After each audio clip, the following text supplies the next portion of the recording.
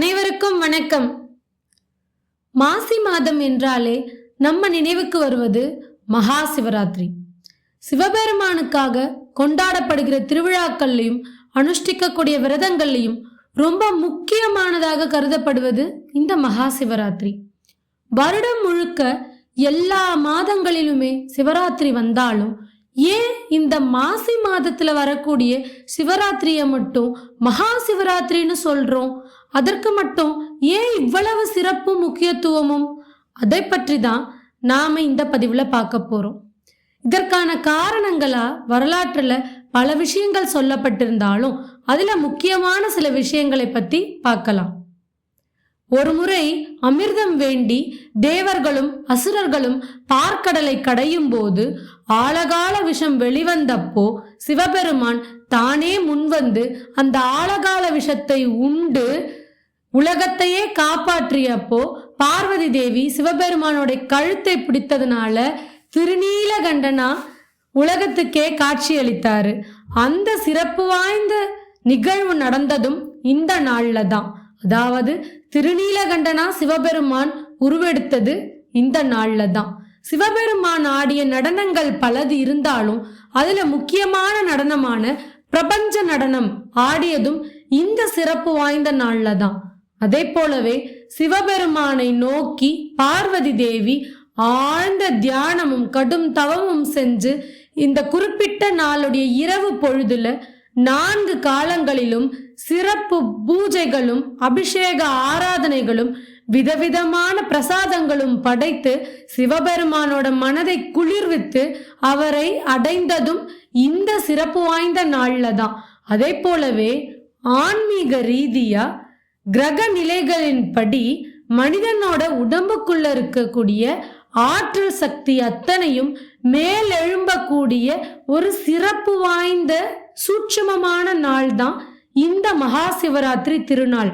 அதனாலதான் இந்த குறிப்பிட்ட நாள்ல நம்ம சிவபெருமானை நோக்கி ஆழ்நிலை தியானமும் பூஜையும் செஞ்சுக்கிட்டு வர்றோம்.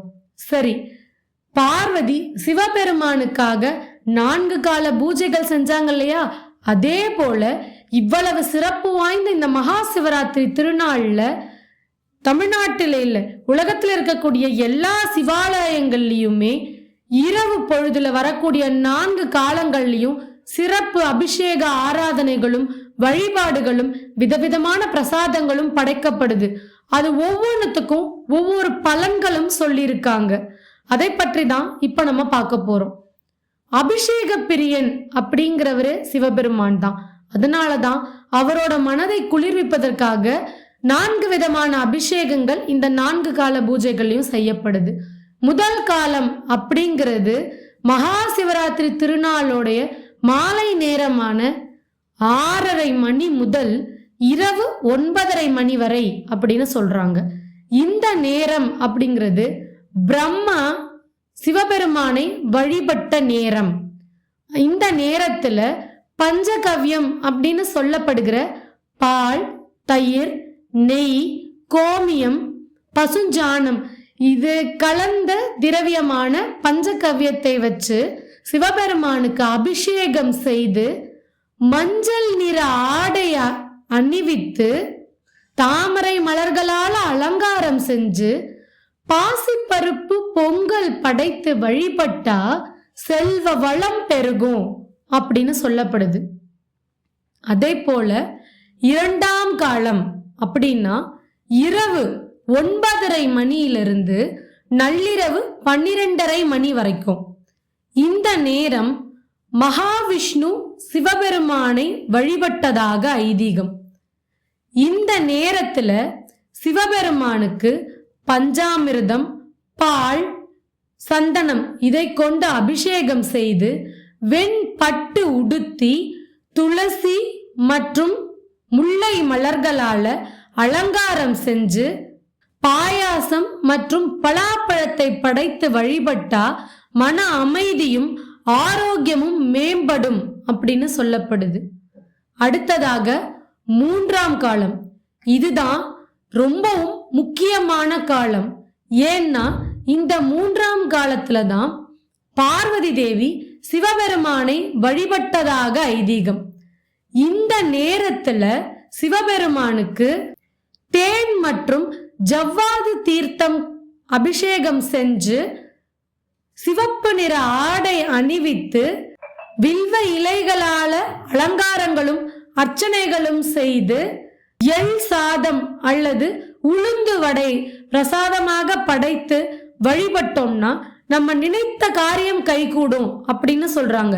அது மட்டும் இல்ல, இந்த 3ஆம் காலம் அப்படிங்கறது லிங்கோத்பவ காலம் அப்படின்னு சொல்றாங்க. ஆமா, இந்த மகா சிவராத்திரி திருநாள்ல இந்த 3ஆம் காலத்துல தான் சிவபெருமான் லிங்கோத்பவ ரூபமா காட்சியளித்தாராம். அடுத்ததாக 4ஆம் காலம்.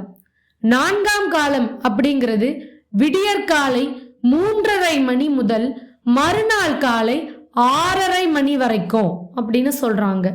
இந்த நேரத்துல 30 முக்கோடி தேவர்களும் முனிவர்களும் ரிஷிகளும் சிவபெருமானை வழிபடுவதாக ஐதீகம்.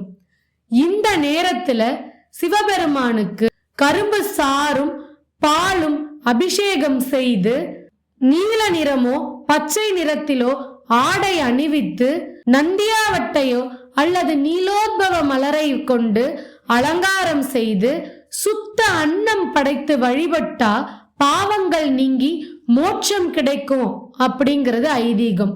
இதற்கு பிறகு, அதாவது 4 கால பூஜைக்கு பிறகு நாம் வீட்டிற்கு வந்து குளித்து மறுபடியும் சிவ தரிசனம் செய்து நம்முடைய விரதத்தை நிறைவு செய்துக்கலாம். இதுதாங்க மகா சிவராத்திரி அன்னைக்கு செய்யக்கூடிய 4 கால அபிஷேக ஆராதனைகளும் பூஜைகளும்.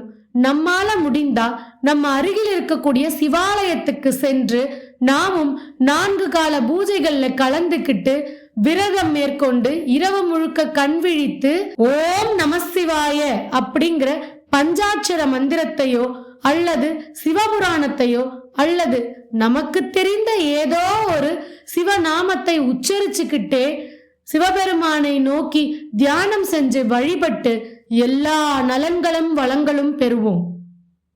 மற்றும் ஒரு ஆன்மீக பதிவில் சந்திக்கிறோம். சேனலை சப்ஸ்கிரைப் பண்ணி வச்சுக்கோங்க. நன்றியுடன், சௌந்தர்யா கபிலன்.